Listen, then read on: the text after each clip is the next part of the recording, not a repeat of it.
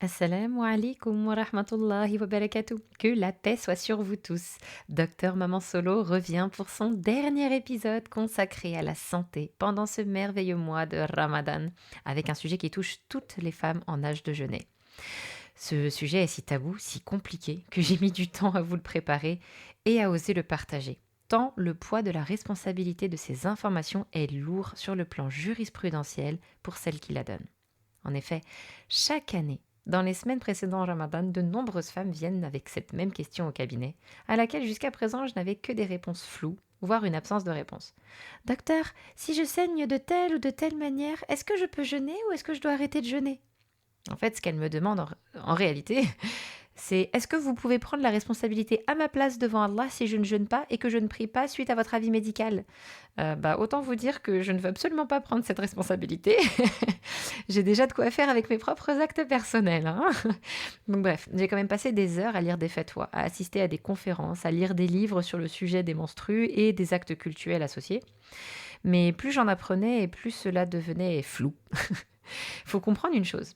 En jurisprudence islamique, qu'on appelle en arabe le fiqh, il y a plus de savants hommes que de savantes femmes. Pour ajouter un petit peu plus de difficulté au challenge, il y a 4 écoles de jurisprudence en islam. L'école malikite, la plus répandue en France et au Maghreb, l'école hanafite, l'école shafi'ite et l'école hanbalite. Et chaque école a ses propres règles de jurisprudence sur le sujet des règles. Et parce qu'on aime bien corser davantage les choses aux femmes, voilà, ça c'était la petite blague féministe.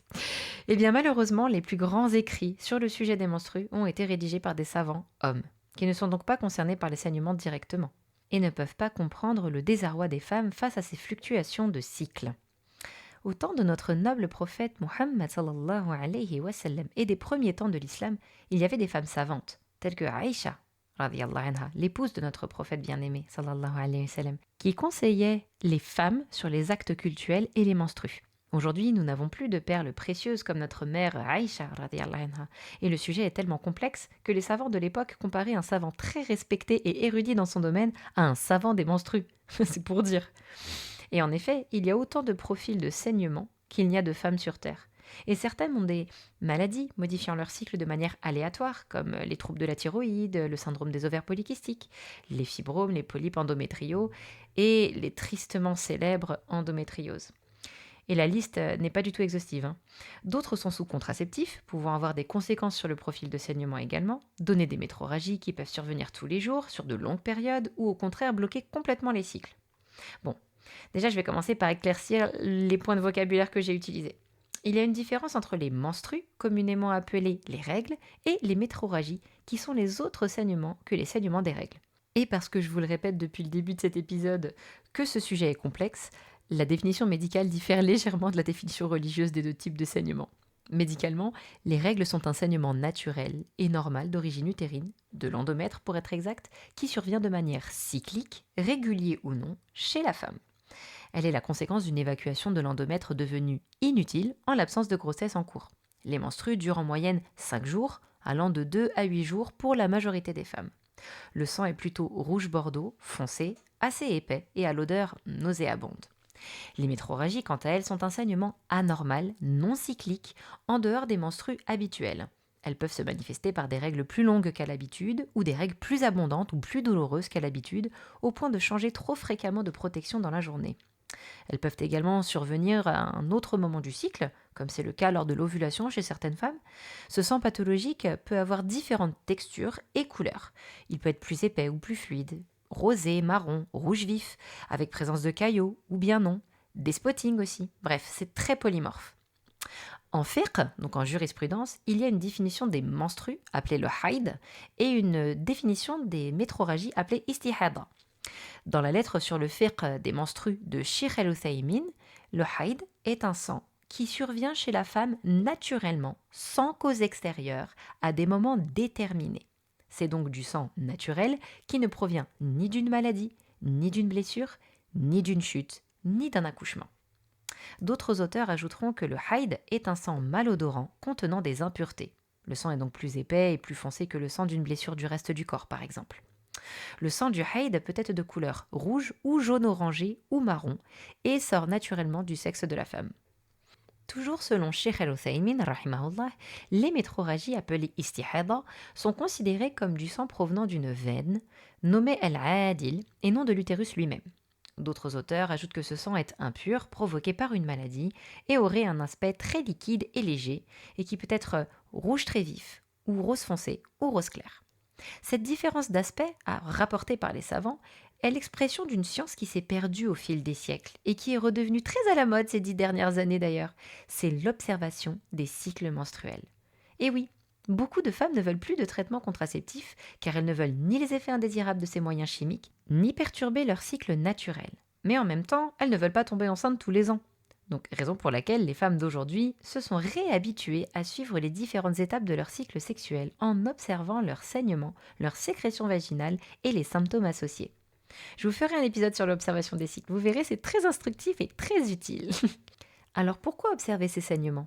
Eh bien, cela sera utile pour les femmes au cycle irrégulier, aux femmes n'ayant pas de cycle de référence.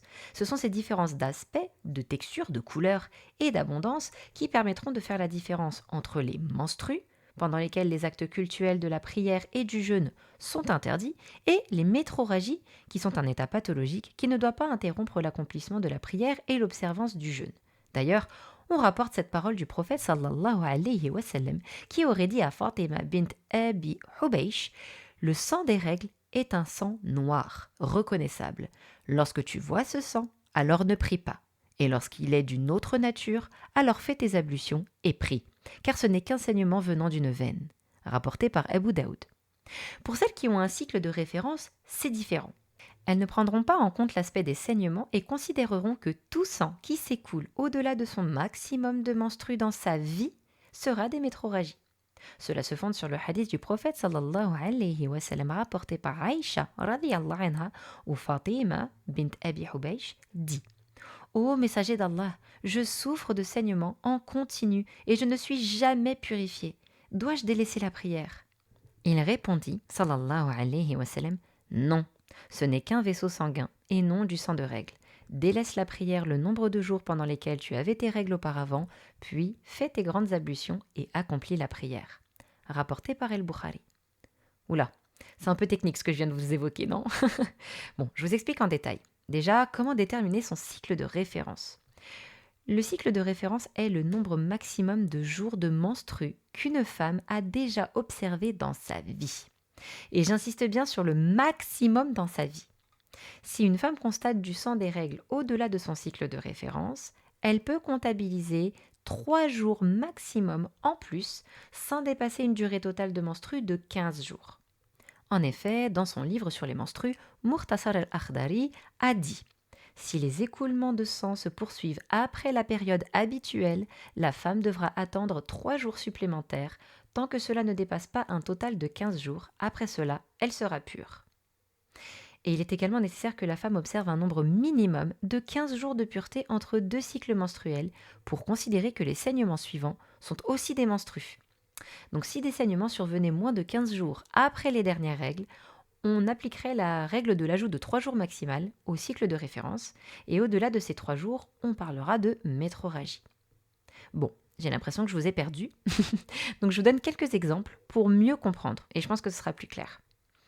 Disons qu'on a une sœur étudiante qui a des menstrues de 5 jours habituellement. Elle n'a jamais saigné plus de 7 jours dans sa vie.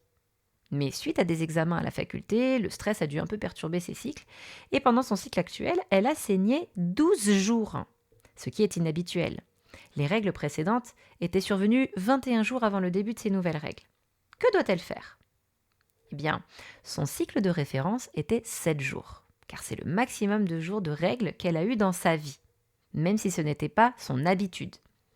Elle peut ajouter jusqu'à 3 jours de sûreté, ce qui veut dire 10 jours. Pendant ces 10 jours, elle ne prie pas et ne jeûne pas, car ce sont ces règles qui ont duré pour la première fois de sa vie 10 jours, ce qui devient d'ailleurs son nouveau cycle de référence. À partir du 11e jour, elle peut refaire ses grandes ablutions, se purifier par le roussel et reprendre le jeûne et la prière, même si elle saigne encore, car ce sont des métrorragies, donc des saignements anormaux, pathologiques. Un autre exemple plus complexe. On a une femme active qui a un cycle de référence de 5 jours. Donc ça a toujours été son maximum, 5 jours, dans toute sa vie. Alors, Lors de ce cycle, elle a eu 5 jours de menstrues, comme habituellement. Puis, elle a eu 5 jours de pureté, avant d'avoir de nouveau 5 jours de saignement. Comment qualifier ces saignements? Eh bien, les premiers sont manifestement des règles, comme à son habitude. Elle ne doit donc ni prier, ni jeûner pendant ces 5 jours. Puis, elle se purifie dès le 6e jour et accomplit ses prières et ses jours de jeûne.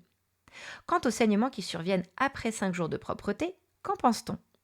Eh bien, elles surviennent avant une période de propreté de 15 jours. Ce ne sont donc pas des saignements cycliques normaux, donc ce ne sont pas des menstrues normales. Dans ce cas, on applique la règle des 3 jours de sûreté. C'est-à-dire que les 3 premiers jours de saignement seront considérés encore comme des règles, même s'il y a eu 5 jours d'arrêt, donc on ne prie plus et on ne jeûne plus pendant ces 3 jours. Ainsi, le nouveau cycle de référence de cette femme active est de 8 jours de menstrues, même s'il y a eu effectivement l'interruption de plusieurs jours. Et les 2 jours de saignement restants sont considérés comme des métrorragies. Donc, au 4e jour de ces 2e saignements, donc soit 9e jour après les règles considérées, elle doit refaire roussel, se purifier et reprendre ses actes cultuels. J'espère que c'est un petit peu plus clair pour vous. Maintenant, comment sait-on quand commencent les règles et quand finissent-elles? Eh bien, pour cela aussi, il y a des règles juridiques à suivre et à appliquer. Oui, je sais, c'est technique, mais on va y arriver, vous inquiétez pas. Alors, le début des menstrues se caractérise par le premier fil rouge observé uniquement. J'ai bien dit fil et rouge. Fil car cela peut être juste un filet de sang, et rouge parce que ce n'est ni marron, ni orange, ni jaune, ni rose. Les pertes blanches ou marron avant la période menstruelle ne sont pas considérées comme des menstrues. Il faut donc prier et jeûner tant que vous n'observez pas du sang rouge. Et quand s'arrêtent les règles? Là, c'est beaucoup plus simple que le début. Dans le chapitre sur les pertes jaunâtres et les troubles en dehors des jours de règles, El-Bukhari, rahimahullah, rapporte ce hadith de Aïcha, radiyallahu anha. Les femmes envoyaient à Aïcha des chiffons en coton qu'elles inséraient dans le vagin pour savoir s'il y avait encore ou non du sang menstruel et qui étaient souvent tachés de gouttes jaunâtres du reste des menstrues. En examinant ces chiffons, Aïcha, radiyallahu anha, disait aux femmes: ne vous précipitez pas pour vous purifier avant d'avoir vu la sécrétion blanche. La sécrétion blanche, al-qassa al-bayda, désigne un écoulement blanchâtre expulsé par l'utérus, indiquant la fin complète du cycle menstruel. Fin de citation. Ces pertes blanchâtres, ce sont tout simplement les sécrétions vaginales qui préparent l'ovulation. Donc, les pertes marron et orangées, ou celles qui sont jaunâtres, en fin de règle, sont considérées comme des règles. Il ne faut donc ni prier, ni jeûner. Et comme la prière est accomplie 5 fois par jour, il est important de s'assurer régulièrement de l'arrêt des règles en observant ces sécrétions blanchâtres dont parlait Aïcha radhiyallahu anha, et en s'assurant de l'absence de sécrétions colorées en introduisant à l'entrée du vagin un morceau de coton ou du papier toilette, ce qui est plus facile à trouver au quotidien dans les WC. Il y a des moments particuliers où il faut s'assurer que les menstrues sont terminées. Donc, typiquement, il y a même des règles de rattrapage de prière. Donc, je vais vous les expliquer. Il y a 3 moments où il faut s'assurer de ça. Avant le Fajr, si tu n'as plus de sang ni de perte marron, alors il faut rattraper la salat Maghrib et la salat al-Isha. Avant Maghrib, si tu n'as plus de sang ni de perte marron, alors il faut rattraper la salat al-Dhuhr et la salat al-Asr.